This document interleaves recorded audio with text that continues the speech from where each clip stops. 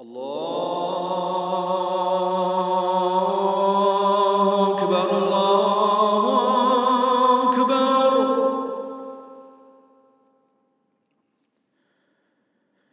الله أكبر الله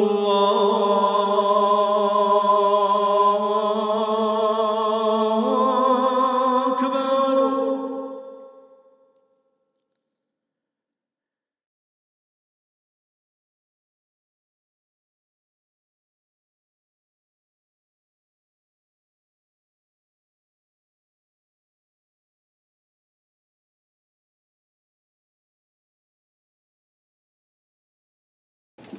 بسم الله الرحمن الرحيم الحمد لله اللهم صل على سيدنا محمد ولا حول ولا قوة إلا بالله. So I'd like to thank Waterstones very much for organizing this. And thank you all very much for coming. This is the first time I ever do a book launch, and I'm very delighted to do it in here because this is my favorite shop. I've been coming here for 30 years, since this was Dylan's. And I spent thousands of pounds, bought thousands of books. In fact, if you go upstairs and ask Turath, I think you'll find that I'm her best customer. She doesn't know me, but just knows me by face. But I've just been buying books. Every time I'm in London, it's my first stop. So alhamdulillah. Well, I was thinking about this business of a book launch. And a book launch seems to me a little bit unlike a book, because a book, you're talking about something else. In a book launch, you're essentially talking about something you did. So I'm just saying that a book launch is a strange thing, because you've got to sort of talk about yourself or about your work. And we say in Arabic, مَادِحْ نَفْسَ كَذَّابٍ. It means anybody who praises themselves is a liar. So what I thought I'd do to get around that is just ask the 6 circumstantial questions of the English language. The 5 W's and the how. 5 W's and how. So what, whom, when, where, why, and how of this book. The whom is the easiest. To whom is it addressed? Well, first whom is, yes, I wrote it. And to whom is it addressed? It's addressed to everybody. I mean to address it to everybody. There's a paperback version, which I don't know if it's here, but it doesn't have the annex on Daesh, on ISIS. And that is meant for teaching. So that's meant for young people as well, and at high school level. This hardback is addressed to everyone, Muslims and non-Muslims alike, specialists and non-specialists, from high school upwards. I called it Thinking Person's Guide to Islam. You probably all know there is a long tradition of guides, starting with Maimonides. Maimonides wrote a guide called The Guide for the Perplexed. And I didn't think, well, I thought that was a bit hackneyed anyway, but I thought perplexed is not really the right word for this, because we have people who don't know but aren't perplexed because they don't care. And we have people who don't think, so they're not perplexed for that reason. All the guides that exist, the one edition guides to Islam, I'm dissatisfied with. And I don't want to hash into other scholars, but I just say that they tend to fall into 5 or 6 categories. The first category is academic, and I think that's a problem itself, because academia comes with its own biases, sometimes with a secular bias, and sometimes with a pseudo-objective bias. Then there are polemical guides, which are written by people with certain polemical polemical prejudices. Then there are also guides written by Muslims who don't write English very well and don't really understand English language. And then there's some classical guides which don't take into consideration what's happened in the last 1,000 years. And of course they know the religion much better than I, but you really do have to talk about new developments, not just in history, but also in philosophy and in the history of thought. And so these classical guides sometimes don't do the job for modern people. So I tried to write a guide that, let me just take this out because it just doesn't work.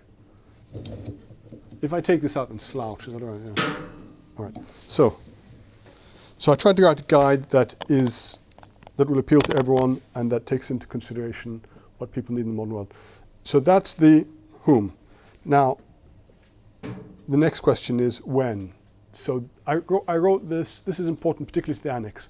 I finished writing this in June of last year. So so I've taken into consideration the rise and the beginning of the fall of Daesh up to June of last year, and it ends there. But most of the predictions I've made have actually proven to be true. So I think it's fairly up to date. It's fairly current. The reason is I stopped then is because it takes a while for people to edit it and to produce it and then to get to the bookstores.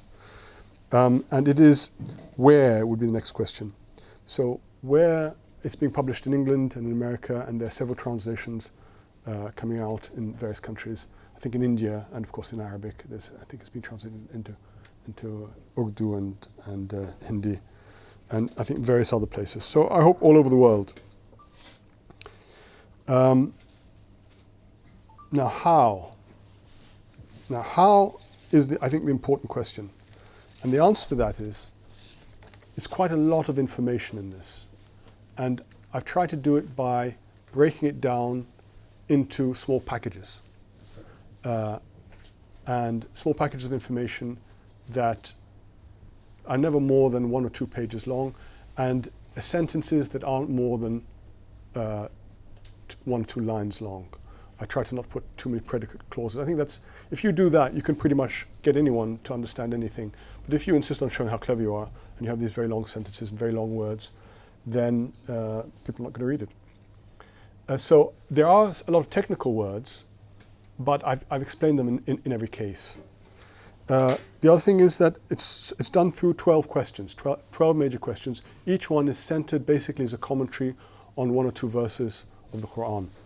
Now, I've got actually someone to draw them up in calligraphy. So in the center of the book, each of these verses has a sort of a piece of calligraphy, an ornament, drawn out in ornaments, and they're really very beautiful. There's a young Iraqi calligrapher who's living in Jordan, who's a kind of refugee in Jordan, and he did this, and they're all available free at freeislamiccalligraphy.com, one of my websites. So you can just download them and print them. So I'm just plugging the website now. It's completely free, so I'm not making any money. Not making any money on the book either. So you don't need to suspect me of that. Right, and also it's simple and it's designed so that if you're only interested in one chapter, one section, you can just read that. And most people are just interested, for example, in 1 or 2 things. I hope some people will read the book from cover to cover, but nobody I know has. The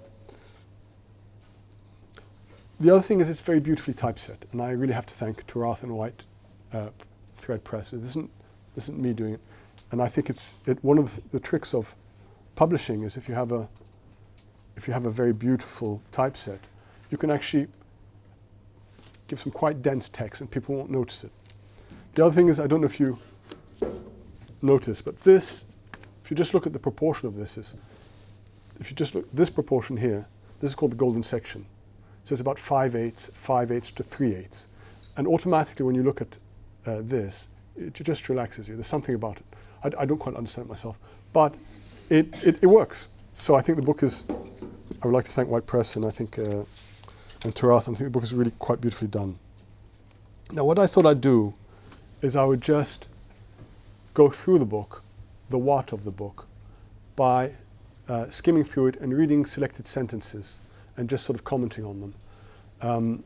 The book has an introduction, and there's a foreword from His Majesty the King, and there's 12 major chapters, each based on a verse in the Quran. After that, there's a postscript entitled What is Happiness? And there's a couple of appendices, one on the definition of who's a Muslim, which is an important question, and the second is on and there's a large annex on Daesh, and there's some statistics. The annex is about 70 pages. This is very important because you just can't avoid anymore the damage that Daesh has done over the last 2 years. and it really does need to be discussed, and not just simply condemned, but analysed and understood how this business that they're doing and this thought that they have comes from the same civilization, whether they admit it or not, as all other Muslims. So the question really, when I wrote this book, is how do we get one and the same texts and civilization producing someone like Rumi and then producing Abu Bakr al-Baghdadi? How do we get this civilization producing someone like Jihadi John and producing Salahuddin al-Ayyubi? This is it's a question we have to think about and be honest on. So the second appendix, which I haven't mentioned, is 3 questions for every Muslim. And it's a sort of challenge that I ask every Muslim to ask himself. And they also provide a litmus test for where your religion is at. So what I'll do is I'll just zip through, if you don't mind, and go chapter by chapter. I'll just say the 3 long chapters, and in that sense the book is a little bit uneven, but I just couldn't avoid it because publishers like you to do every chapter to be the same length, but I just couldn't avoid it because people are more confused about three topics. Basically, they are the Sharia, the Quran, and what's the third one? Jihad. The whole question of jihad. So I do those 3 chapters are longer than the other chapters, and I think the reason for that is, well, I was sort of forced to. So the first chapter is called "What is Religion?" and it's based on a verse in Surah Al-A'la. This is in the form of scrolls. Now, I go through the definitions of religion in Arabic and English. In English, obviously, religion comes from religio. Religio comes from the same root as ligament, so it's to retie you essentially as a person to heaven or to God. In Arabic, the root of the word for religion, deen, comes from the word to be lowly, to be in need, and to be in debt. Dain is the same word. So religion is essentially the same idea. What is religion? Religion is because you need to be retied to heaven, you need a religion, and you're in debt to God. So this proceeds through questions. At the end of each section, I should have mentioned this earlier, there's a little thing called why is it important to know all this? And that's because we don't remember information unless it's pegged to something else by association. So all those guides that do, what is Islam, and the Complete Idiot's Guide to Islam, and the Complete Simpleton's Guide to Islam, you won't remember that information because it's not pegged to anything in your memory. So I try to give you reasons why you need to remember this, so that you will actually remember the information. I hope that works rather well. All right, the second chapter, what is Islam? And this is very well known because the Prophet ﷺ, one of the most important hadiths is called the Hadith of Jibreel, where the Prophet was asked what is Islam, and he said, he named the 5 pillars of Islam. And then he was asked, this is by the Archangel Gabriel. And then he was asked, what is faith, what is Iman? And then he gave the 6 articles of faith. And then he said, what is Ihsan, what is virtue? And he said, it is to worship God as if you saw him, because if you don't see him, he sees you. Well, what I want to say about that is, well, before that, I make a distinction between Islam as a religion, or Islam as doctrine, and Islam as civilization. So Islam as civilization is what Muslims have done. Islam as a religion, Islam as doctrine is what it is on principle, what they should have done. And they're not always the same, as we all know. The important thing about the 5 pillars of Islam is the 5 pillars of Islam, which I'm sure you'll all have heard of: the Shahadatain, the taking of the testimony of faith, the prayer, the zakat, the fasting. The zakat is the tithe, the fasting of the month of Ramadan, and the Hajj. So, if you don't know anything about this, you'll think these are completely random, arcane, sort of 7th century rites, and you won't know how they fit into each other or how they pertain to you. So what I argue is that if you understand what a human being is from the Islamic point of view, in other words, a composite of a body, a soul, and a spirit, and I explain the difference between soul and spirit, with an ego, with faculties, such as 4 basic faculties are memory, which is retrospective, and imagination, which is prospective, intuition, and reason. So that's Aristotle's sort of description of the faculties. If you understand that, you'll understand what the 5 pillars of Islam are. So I'll just say it briefly. The Shahadatain, testimonies of faith, are they involve the will, and they involve the intelligence. Prayer involves a number of things, because there's 2 things implied in prayer which the other pillars of Islam don't have those 2 things necessarily implied so much. One of them is ablution, which is the wudu, we call it, which is washing in a ritual way your limbs before prayer. And the other is the content of prayer, which is Quran. So ablution involves the body, and it's also an act of repentance, so it's an act of fear and of will. The Quran, of course, involves fundamentally the memory, because you've got to remember it, and the intelligence because of its content. But it involves the will, obviously, but also the body, because you're prostrating. Tithe, of course, is giving away stuff, and that's detachment from the world.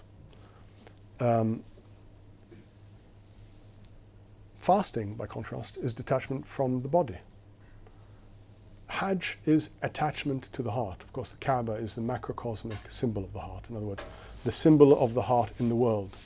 So what I try to say is that those 5 rituals of Islam aren't random. They address every single constituent part of human beings in a kind of interlock that fits perfectly and engages the whole of you. It's a program. It's a complete program for human beings, or it's meant to be. So I'll just read. The inner meaning of the 2 testimonies of faith is acknowledgement of God. They engage the will and the intelligence and direct them to God. The inner meaning of the 5 daily prayers is attachment to God. They engage the body and speech, the imagination and memory, and direct them to God. The inner meaning of the tithe, of the zakat, is detachment from the world, and it engages the faculty of sentiment. The inner meaning of fasting the month of Ramadan annually is detachment, and it engages the body and the ego. The inner meaning of pilgrimage to the Kaaba and Mecca is the return to one's spiritual heart and to God. Right, that's chapter. Now, chapter 3, who is your Lord? So I do a little bit of a commentary on this question, which is asked actually by Pharaoh to Moses. So who is your Lord? And he says in Arabic, he defines God. There's 2 different chapters, one in a surah called Surah Taha, another surah called Surah Al-Shu'ara. In one of them, Moses says, when he says, who is your Lord? He says, God is the one who gave everything its particular creation and then guided it. And this is very important. In the other one, of course, he gives the existential containers as answers. He says, what is your Lord? And he says, this is the Lord of time, of space, basically, of time, space, and matter. But who is your Lord? Meaning, who is his essential quality? And so what Moses is saying is that the essential nature, how we know God, is by his giving. Now, giving has 2 forms. One of them is rahmah, and that is a partial gift. Mercy is a partial gift. When we are merciful to someone, we give them something. And the full gift is love. When we give ourselves, our time, all of ourselves, that's love. Now, this is when human beings give. When God gives, he has to first give you, because you don't exist before him. So he has to first of all give you your your creation, give everything its particular creation, and then he gives either his mercy or he gives his love. This is the total gift of God. And so I answer the question, who is your Lord, by commenting on Moses' answer in the Quran, that we know God through His giving mercy and His giving love. That's, to us, that's how we know His essential nature. And that's really an amazing theological answer in a very few words that is in the Quran, and how we know God. Now there's another one, of course, which I comment on, where Pharaoh says, "What is your Lord?" And of course, so he says, well, you can read that for yourselves, because I've got to get on. I'm going to make the time thing. Okay, why did people, chapter 4, why did God create people? So I comment on this verse at the end of Surah Hud, where he says, "Except on those whom your Lord had mercy, and for this He created them." In other words, He created them for mercy. Now there's some discussion whether God created them for mercy or for ikhtilaf, but I explained that in both cases it involves mercy. In other words, God created us to give us mercy, and in some cases love. So that's, I won't go further than that. What are heaven and hell? Now the essential point of heaven and hell, well, the way we're dressed and our architecture and our cities and how we live our lives, I mean, you can walk around and reasonably think that, this heaven and hell business, this is unlikely. It seems rather improbable. But the essential point to understand the Quran is that heaven and hell are both objective and subjective. By that I mean they exist independently of us, outside of us, and they exist inside of us, and are our own creation. And I quote the verse from Surah Al-Isra, "Read your book, this day your soul suffices as your own reckoning. كَفَى بِنَفْسِكَ الْيَوْمَ عَلَيْكَ حَسِيبًا." You will be enough to judge yourself. Now, why that's important? Because we need to know two things. First of all, it's subjective. That means we can't get out of it. Secondly, we've done it ourselves. And it's very important to note that nowhere in the Quran does it say you will be rewarded with the like of the things you've done. It always says you'll be rewarded with the things you've done. And you yourself, you yourselves have put all the things into your neck, literally. And you're going to see them again the moment you die, because when you die, you will leave your body. The definition of death is the separation between the body and the soul. So what's left? What we put into our soul by doing. The actions that we've done in this world, we've actually put them into our soul. And when the body is no longer there as a covering, well, we're going to get those things back, both subjectively and objectively. So even if there were not, and of course there is, an exterior judgment, the subjective judgment of what you do when you know the reality of it is enough to send you either into bliss or into infinite regret, which is hell. Well, there's lots of poetry in this, and I neglected to say that there's lots of English poetry. Well, for a number of reasons. I like poetry, but it also helps you remember stuff. Now, one of my friends who read the book said you should put some Muslim poetry, and I've tried to find some Muslim poetry in English, but if truth be told, it's not really as good as English and American poetry. And I tried to be even about it. I tried to find some American poetry. I tried unsuccessfully to find some Australian and New Zealand poetry, and I didn't tangle with very modern poetry because there's a 50-year rule, and then you have to sort of write people and ask them for permission. So I've sort of kept it right up to the 50-year rule. So that's throughout, and sometimes I do quote some Islamic poetry which I've translated, sometimes badly, but mostly it's I have to admit it's mostly romantic poetry, which I actually like. Now, what's the Quran? This is a long chapter, and it has a number of different subsections. And I'll just dwell on the important point, which is how to interpret the Quran, how you understand the Quran. So I've got the Quran as revelation, the Arabic language. Now, this is the Arabic language. This is a very important point, because the Arabic language is a very old language. And what I say in the book is the Arabic language is an inspired language. It isn't, as Aristotle has it, a conventional language. Modern languages are conventional languages. And that, in other words, we just agree that this sound means that thing. And we each make a phantasm, as Aristotle has, in our minds of the concept attached to the sound and to the forms attached to the oral sounds, which are the words. And these are random and don't have any bearing on the reality of the thing named. No. So what I argue is that Muslims have always regarded, and I actually quote a passage from the Bible, which has the business about Yobab, Ya'rub, having the first revealed languages. This is actually in Genesis. And it must be an inspired language because it must be able to hold the word of God. Now, this is it's kind of a long thing, but it's extremely important because the Islamic tradition is not held together by people. It's not held together by a caste. It's not held together by institutions like the papacy or like the Pope. It's not held together by a Brahmin caste. It's held together by words, and not by people because they die. So people that were around 200 years ago, all we've got is their books. So essentially, it's held together by words. So the whole question is, how do we know what these words mean? Now,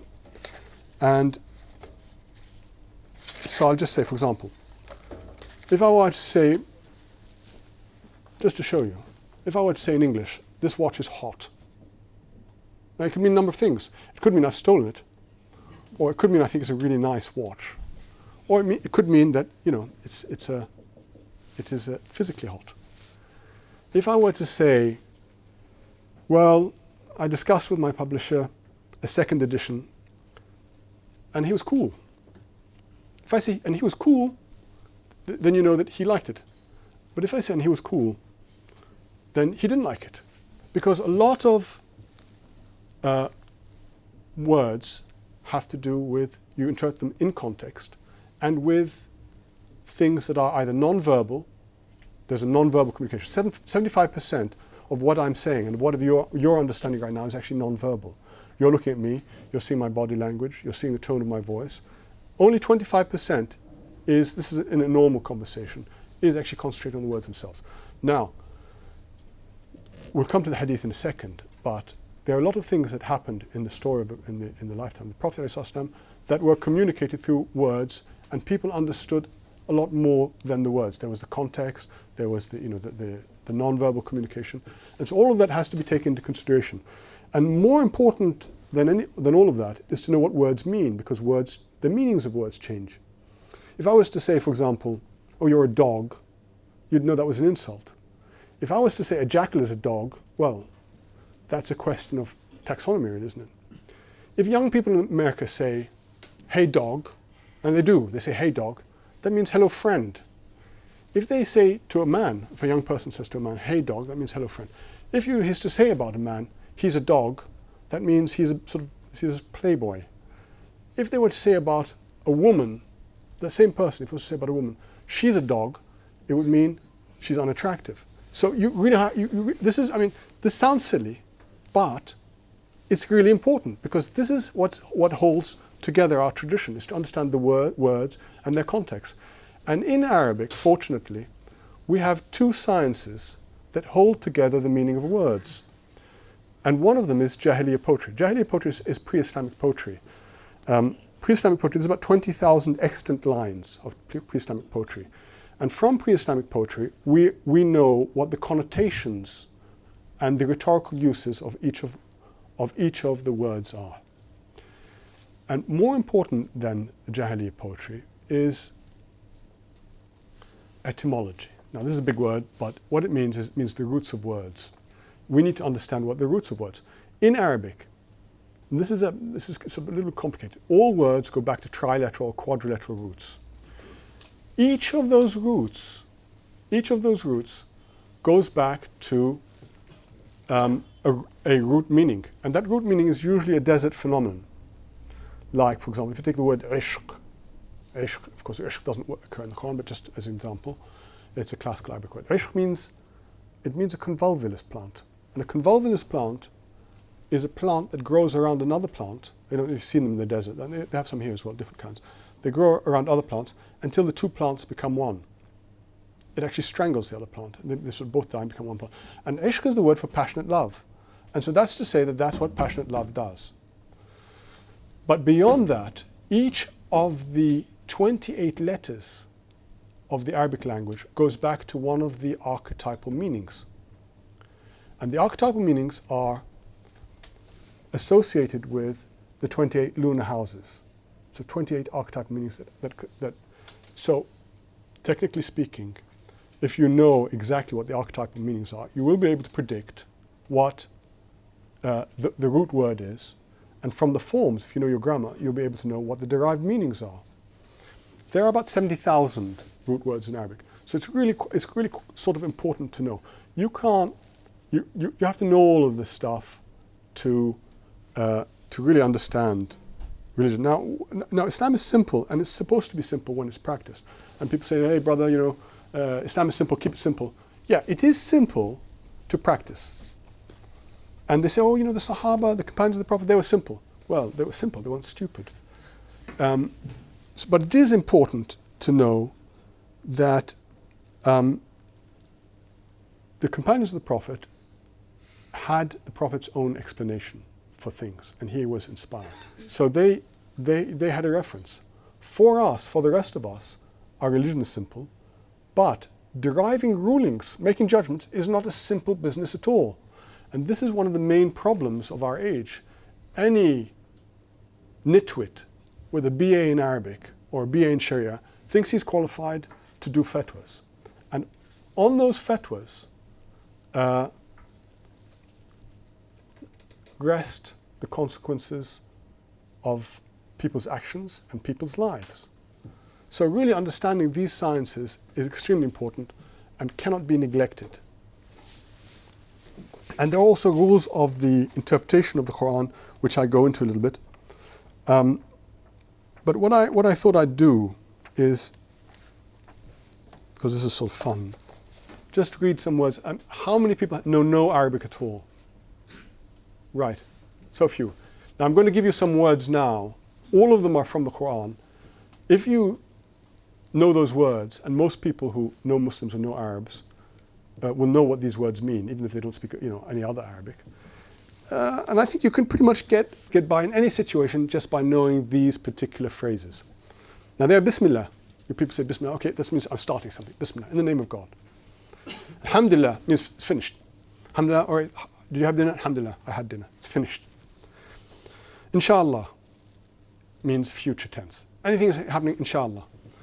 I knew someone who was called Professor Inshallah because he kept putting by the students because he kept putting things off to the next day, so they just call him Professor Inshallah. Mashallah means something is beautiful. La quwwata illa billah. You say that it means there's no strength except through God. It means you're powerless. Tawakkalna ala Allah. You say this before you go anywhere. It means you're going somewhere. We trust in God. Hasbi Allah.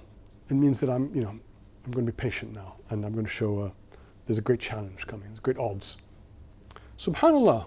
So people say Subhanallah all the time. Subhanallah. It means literally glory be to God. And whenever they're surprised or astonished, they say Subhanallah.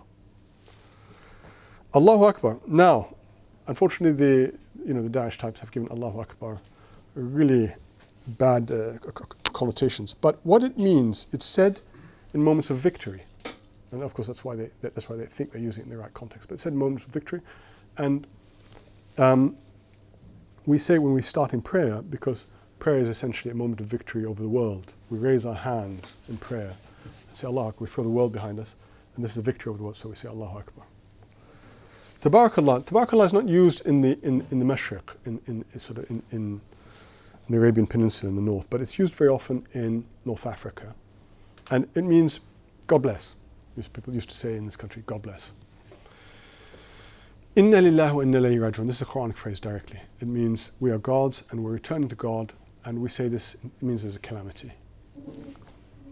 A'udhu billahi minash shaitanir rajim means something evil, right? I seek refuge in God from the devil. Allahumma salli ala Sayyidina Muhammad, calm down. May God invoke blessings on the Prophet. We say this, calm down, calm down. Salli ala Sayyidina Muhammad, salli ala Nabi. Just calm down. La ilaha illallah, that's the last thing we say. We say that before, it means we're dying. Or it doesn't mean we say it in many contexts, but we're supposed to say La ilaha illallah just before we die. So you see, the entire gamut of Quranic language frames the lives of Muslims, even those who don't know Arabic and don't know the Quran. Now I go into the laws of interpretation of the Quran, and I won't go into them now because they're long, but it's very important. I go into the question of preservation of the Quran. This is just to say that the Quran was preserved. It was written down during the Prophet's own lifetime, alayhi salam, on bones and pieces of date palms and skins and things like that. And it was preserved, it was gathered first time in a sort of disparate folio by his successor, Abu Bakr. And then it was made copies of and gathered in a single paper folio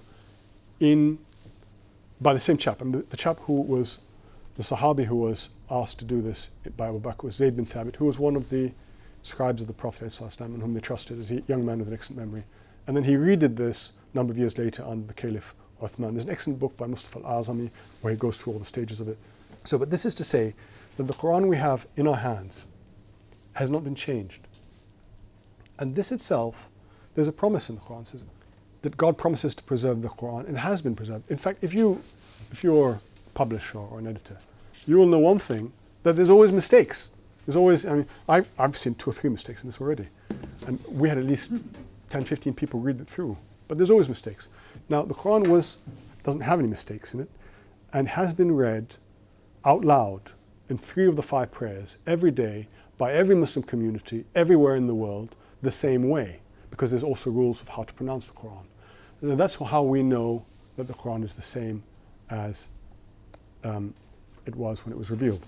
So these things are important. The whole of no book has been read in the history of the world more than the Quran. And this isn't a biased thing that I say, because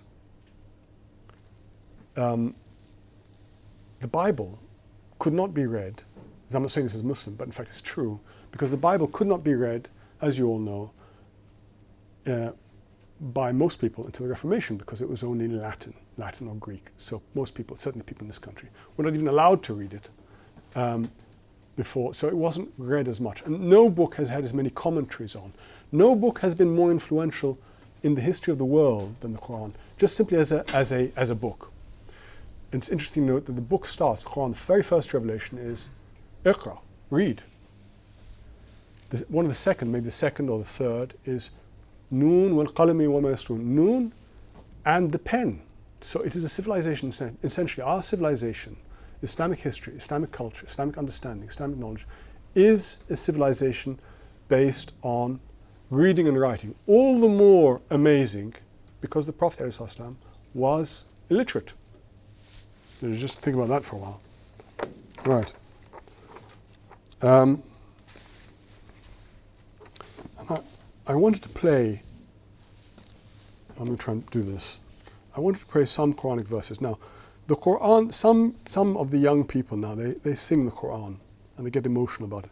And this is completely to misunderstand the impact of the Quran. The impact of the Quran isn't like music. Music essentially is emotional.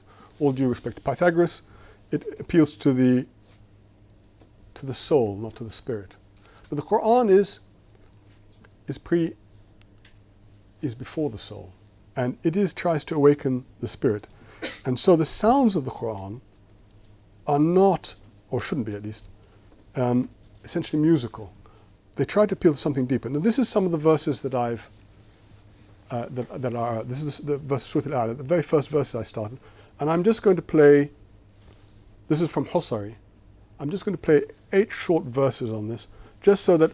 And if you have these books, please look at the calligraphy, so that you understand a little bit of the visual and the audio impact that the Quran makes on Muslims.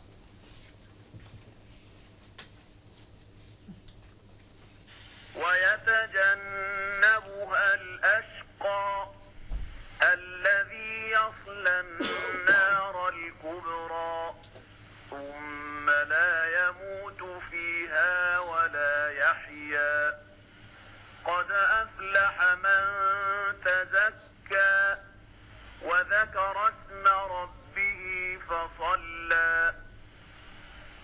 بل تؤثرون الحياة الدنيا والآخرة خير وأبقى إن هذا لفي الصحف الأولى صحف إبراهيم وموسى.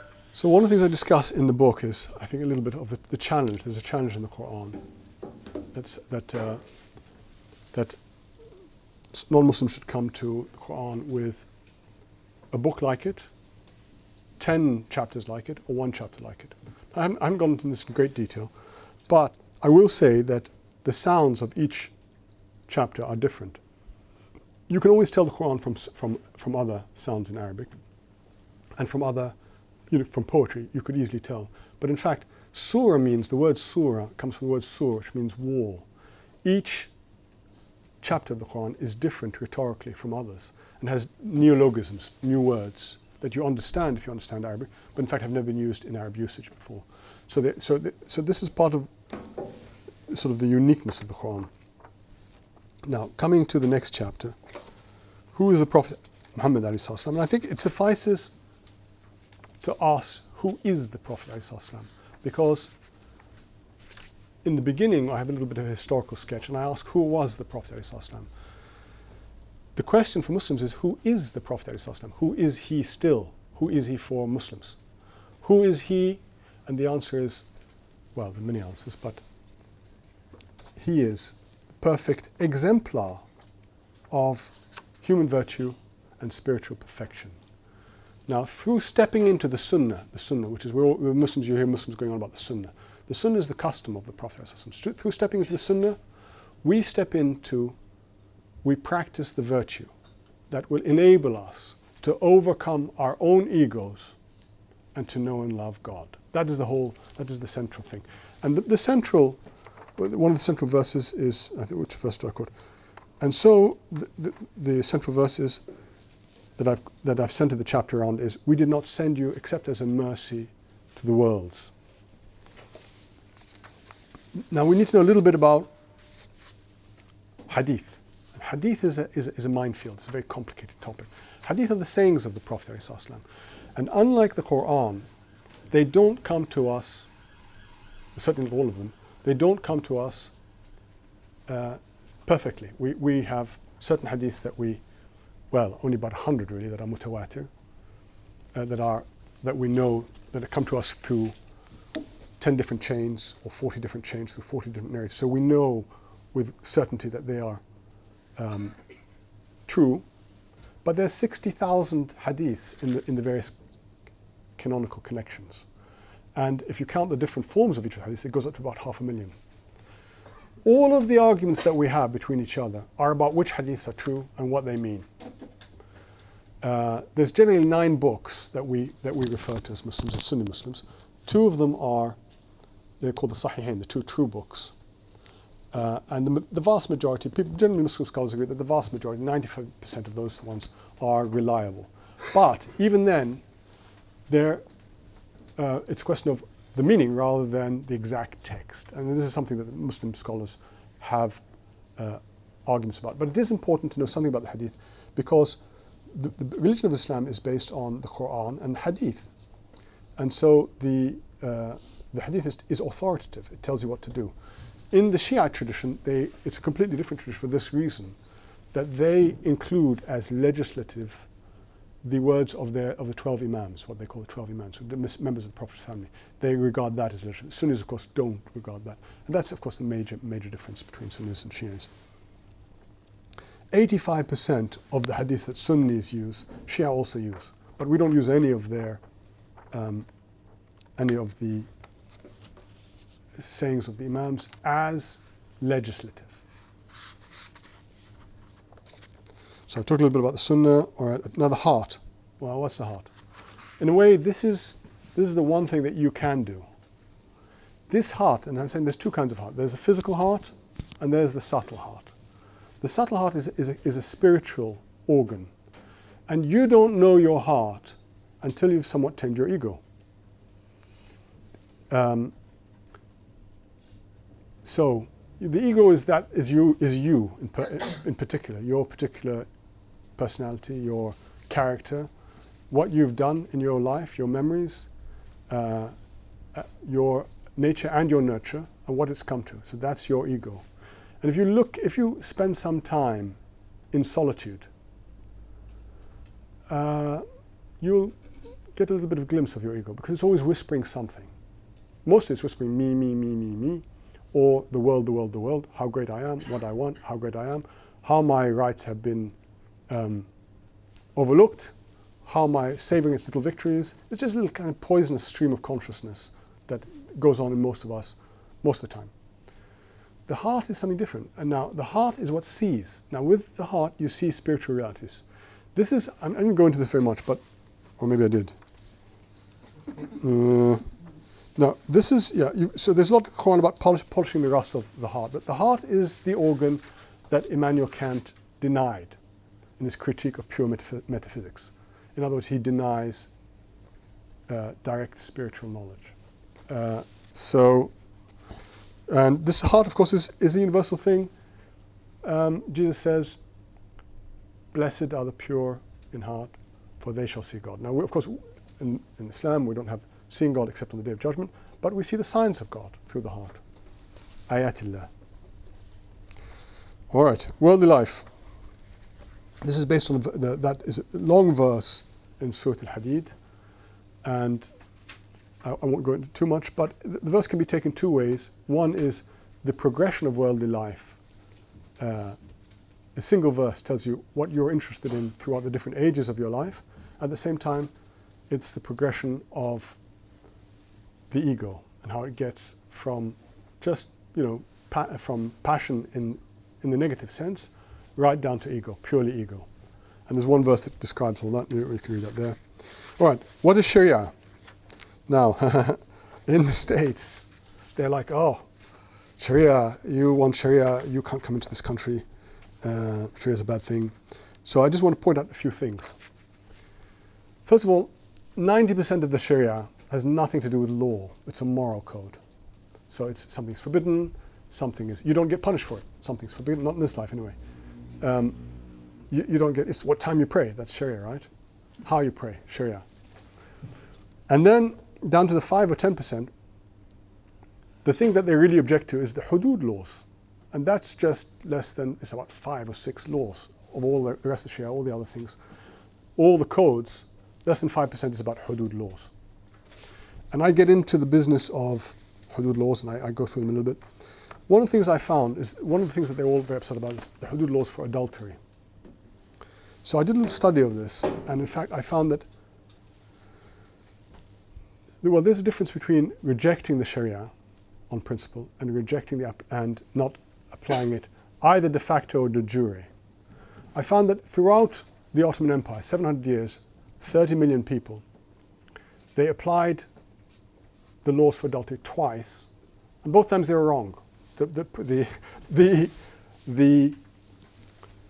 The judges objected, but they were done, one I think was the Sultan's concubine, and one of them was something else. So both times the judge says, no, it doesn't apply, the laws aren't met, the standards aren't met, and they did it anyway. And in the whole of Egypt under Islamic rule, I think it was applied once, and even then that was wrong. And the essential point is that with these hudud laws, it's impossible to do de facto, not de jure. It's almost impossible, I say almost impossible to do without voluntary confession. So, the point of Islamic law is to stop the thing. It isn't to punish. Punish is secondary. Now, I'm not denying the punishments, but I'm just saying it needs to be taken in a broader context, understood what it's about. Now, the next chapter. What is jihad? Now, this is another very important topic. And cut a long story short, there are 8 conditions under which jihad can be met in the Quran. So that jihad is essentially a defensive thing. Now, the most important, of course, one is it can't be declared by individuals. You get any old idiot who's upset about something, decides he's going to declare jihad. That's not jihad, that's fitna. But there are 8 conditions. Now, people will say, you've got people like Ibn Taymiyyah and some of the fundamentalists saying that there's two abodes. The Dar al-Harb, the abode of law, of war, and Dar al-Islam. But in fact, what I argue is that the world in the 7th century, and arguably right up to the 20th century, to the League of Nations, is essentially predatory. If you were the Duke of Normandy and you wanted a little bit of Brittany and you could do it, well, you would. If you were the Duke of Normandy and you thought, well, that place, across the channel, it's not very far, I think I'll go and take that and dispossess all its landowners of its land and settle it. Well, I'll do that. In fact, that happened in 1066, and pretty much the entire landowning class comes from the Normans from 1066, and that happened. It was dog eat dog. There was no international law. So, in the absence of in the absence of treaties, this is what happened. And so, the normal state of affairs in politics was war. So this is abrogated now, since the normal state is peace and doesn't apply. That's the question of Shia. Now, one of the things I neglect to say, and then I go into, of course, the greater jihad and the lesser jihad. One of the most important things I talk about is the question of madhahib. Now, madhahib are the schools of jurisprudence. Now, that's a big word. What it means the philosophy and actually the methodology of deriving laws. All of Sunni Islam is based on Quran and Sunnah. But after the death of the second generation, and arguably after the first generation, the companions of the Prophet, questions arose. Some hadiths seem to contradict others. Some verses of the Quran seem to contradict other verses of the Quran. Some hadiths seem to contradict Quran and vice versa. And then there were new situations. So how do we know which one to prioritize?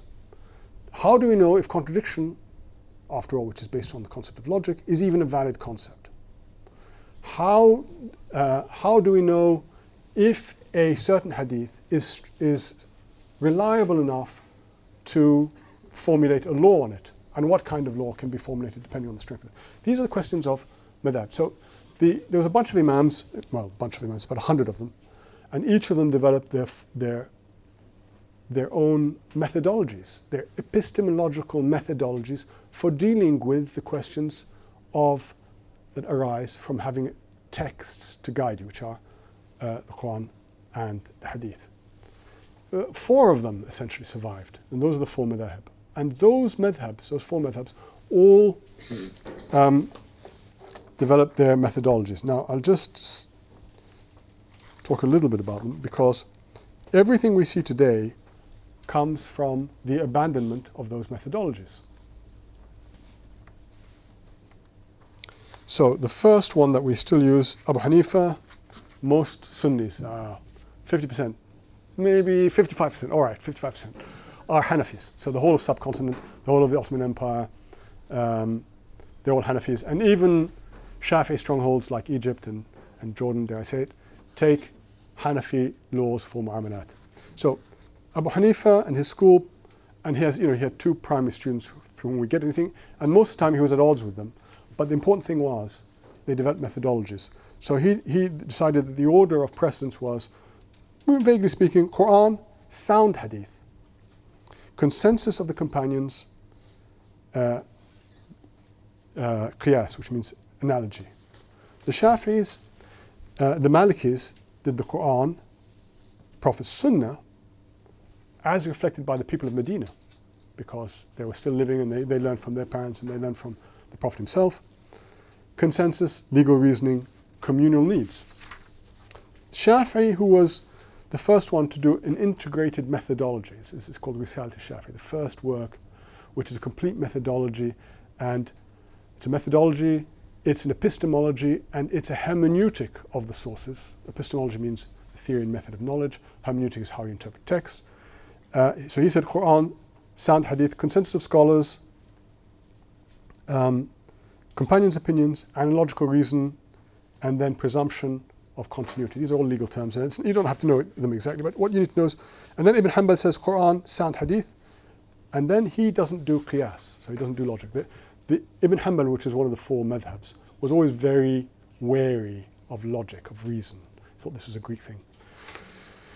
And he uses weak hadith rather than qiyas. So this leads to some very different conclusions. But the essential thing is, all of them have sound methodologies. And I go into a little bit above them. And of course you get legal maxims coming from that. Now, all of what we see, what we call fundamentalism, comes from the abandonment of those methodologies. Because from Ibn Taymiyyah onwards, Ibn Taymiyyah is the beginning of the anti-usul. By usul I mean the methodologies. Ibn Taymiyyah onwards, Ibn Taymiyyah right down to Muhammad Abdul Wahhab, they abandoned the methodologies of the madhahib and prioritized Quran hadith. But the problems, the structural problems of knowing which hadith is strong, which contradicts which is before, and of prioritizing these methodologies are not, they don't go away just simply because you've abandoned the methodology. They come back. And many of the problems we see in Daesh and these things is because they either cherry pick, which of course is forbidden, they don't understand the Arabic context, or they haven't taken everything that's in the Quran and everything that's in the Sunnah on a particular issue. So that's why words are so important. All right, I think the last chapter is what is government? And I argue that government in Islam is essentially based on justice. Now, postscript, what is happiness? So I've got to sort of zip through what is happiness. So I distinguish between 4 or 5 terms: happiness, joy, enjoyment, pleasure, and contentment. Now in the Quran, contentment is contentment with something. So it's contentment with getting, whether it's positive or negative. Radu bil hayat dunya, they're content with the world. Radiyallahu anhum, radu an, God is content with them and they're content with him. That's positive. So it can be, it requires you to be content with something. Pleasure is physical, easy. Joy is getting. So contentment is having, joy is getting. So you're farihu bil hayat dunya, they take pleasure, or they have joy in the life of this world. Or bifadlillah wa birahmati fabidhalika yafrahu. Sorry, I'm going on in Arabic. I should just say that. So contentment is, joy is from having. But happiness, and this is the key point, comes only from giving in the Quran. And it occurs twice, and both in one surah of the Quran, with reference to the afterlife. So, what I'm saying is, you won't be happy by getting stuff. You won't be happy by having stuff. You won't be happy by enjoying stuff. You'll only be happy by giving. And the happiest people are those people who spend most of their time giving, whether it's mothers, whether it's care workers, whether it's teachers, whether it's doctors. The more you give, the happier you'll become. And that's fairly easy to understand, because the thing preventing you from being happy is your ego, because your ego is greedy and is saying, I want more, I want. So the more you give, the more you control that, and then you don't want, and then you're happy, right? Okay, then I go on about the crisis of ISIS, and I've got 3 questions for every Muslim. So I define this, the big tent of Islam, who are Muslims, and this is our work. We did this work about 12 years ago on Amman message, the definition of who is a Muslim. And so we did a very large tent of Islam. And basically, according to the hadith of Bukhari, anybody who believes in God and the Quran and prays the way we pray and eats our dhabiha is a Muslim. So, Shia, I'm Sunni, I'm telling you, Muslims, right? Don't agree with them, but they're Muslims. So this whole business that you see, this is all nonsense. This is just prejudice. This is people saying, oh, the Shia kuffar. No, this is just, I've got to leave it out. Anyway, I go into the reasons for this. All right, 3 questions for every Muslim. This is important. First question is, do you think that you've got the exclusive truth and every other Muslim that doesn't believe the exact same thing as you do, that Muslim is a kafir and he's going to hell and only you are going to heaven? Do you think that? That's number 1. Number 2, do you think jihad is offensive or defensive? So can you live with a non-Muslim? Not just can you live with a Muslim, can you live with a non-Muslim? Or do you have to wage jihad, conquer the country, etc., etc., etc.? And what do you think your religion is telling you?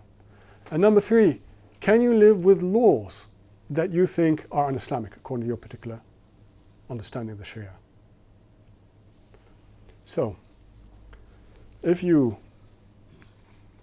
don't answer those questions according to the tradition of Islam, then I suggest that there are some serious problems and you need to look at yourself a little bit in the mirror.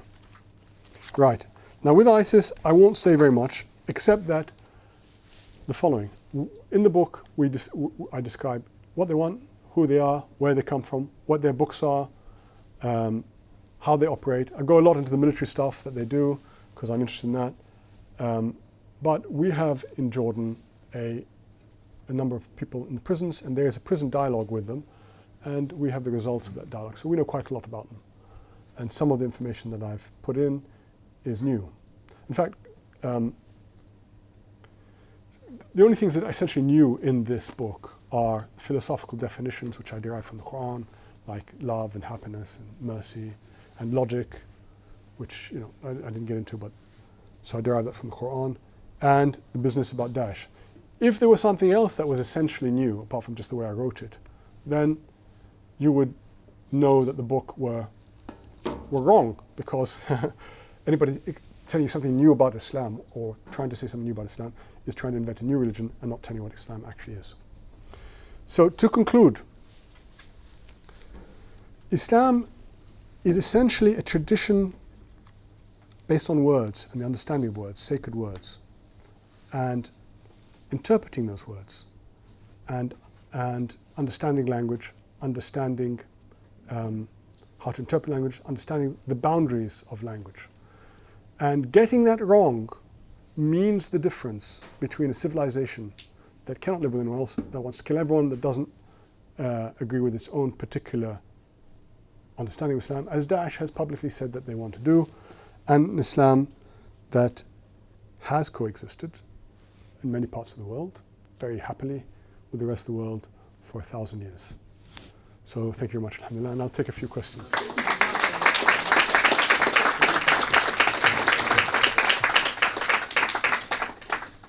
you so much for a really simple but very focused, intelligent summary of key concepts. And being Muslim myself, I think it's quite interesting to see some of the explanations you've given that I didn't fully understand.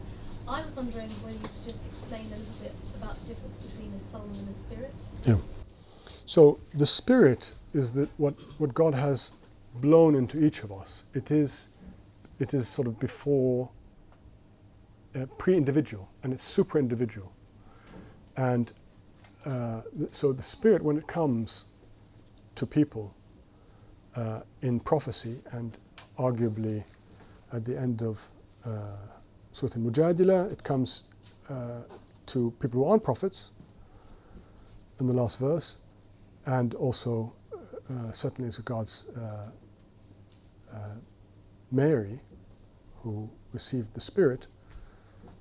It is super individual, and it's from the breath of God. So you get from that you get knowledge that isn't indirect. It isn't broken. It's direct knowledge of the thing itself. And in the Spirit, you're not a particular person. You're not, I'm me, and this is my ego, my memory is my this, my that. So no, it's super individual. In the Spirit, we're all one. Knowledge, the known, and the knower are one. Love, the beloved, and the lover are one. Whereas in the ego, in the soul, it's still individual. Now we have a soul and a spirit, and that's why there are two two paradises. If you see in the Surah Rahman, one paradise of the soul, one paradise of the spirit. So this is it's a bit confusing in English because you get the word spirits, which means what we call now jinn, which are ghosts and sort of subtle beings, and also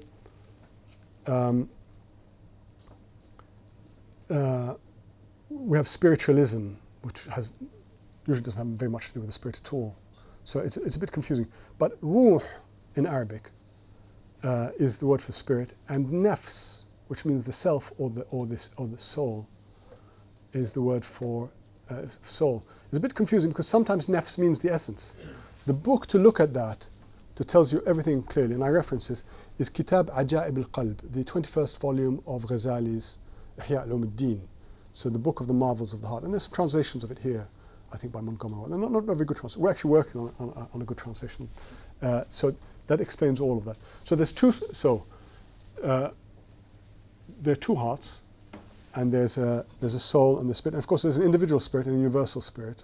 I won't get into that, but that's in the book. You can see that there. So, a cut long story short, the soul is you. The spirit is the divine breath into you that has given you life, that has come into your body and given you life, and from which your soul developed. You mentioned before you believe that the abandonment of the madahib, the schools of thought, has given rise to these phenomena we see, such as H.R.H, Daesh, etc. But we did in history have the Khawarij at a time where Islam was very close to the time of Rasulullah. So how much of this phenomenon do you think is actually theological and how much of it is social? Like, for example, what's happening in the Middle East today, some of the new Khawarijite manifestation could be a direct response to the new Safavid expansion. And there are a lot of people who may be attracted to these things, not because of theological conviction, but due to social factors. So, in the book that we've listed through our various interviews 42 different reasons for joining these things. 42 of them. Some of them are based on religion, some of them are just misunderstanding, some of them are money, some of them are social. Well, there's one chap in Jordan who went there to get married. Of course, they said, his cousin was with him and said, come over, some beautiful Syrian girls, you can get married, become a great mujahid. And so he went, and so they said to him once he got there, they said, oh brother, you're on the jihad of cleaning. So we've got enough warriors. This is the beginning of the war. You're on the jihad of cleaning. So he spent 2 months cleaning the barracks and doing the toilets and the kitchens. And they said, well, I'd rather go back to Jordan, sit in a jail, than do this. So he came back. So you've got a whole bunch of different reasons. Well, the neo-Khawarij, you're right. The Khawarij did abandon methodology, and the Khawarij, which are this sect, which none of them had met the Prophet, but this was during the time of Ali. They abandoned all the norms of interpretation, said they could interpret the Quran themselves. And to whom? What idiots? The biggest idiots maybe in the history of the world. To whom? Against whom? Against Sayyidina Ali and Ibn Abbas. Sayyidina Ali, who knew where every revelation had occurred, on what occasion, what the words were. Ibn Abbas, whom the Prophet ﷺ is another cousin of the Prophet ﷺ, he called him the Hibr, the monk,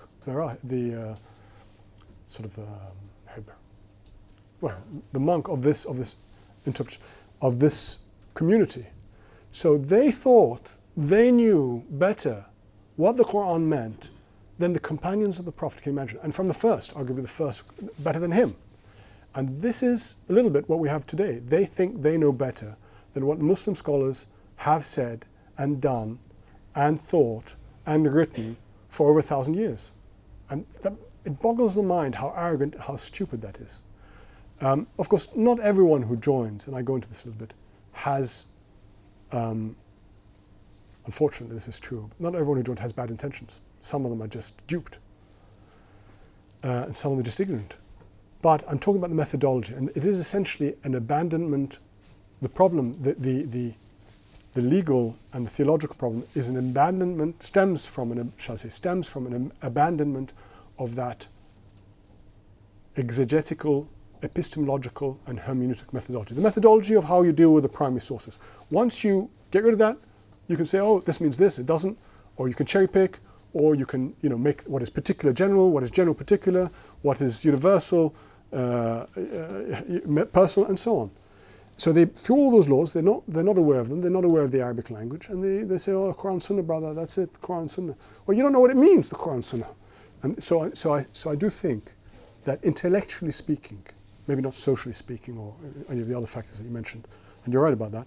Intellectually speaking, the problem comes from the abandonment of the madhahib. Well, since the Ottoman Caliphate fell, there has been no legitimate authority that can declare defensive jihad. And nowadays, even defensive jihad, there's a blurry line of what is legitimate and what is not. So where can a group of mujahideen legitimize a defensive jihad if they're attacked with no real authority? Well, there are 8 conditions. I go into them.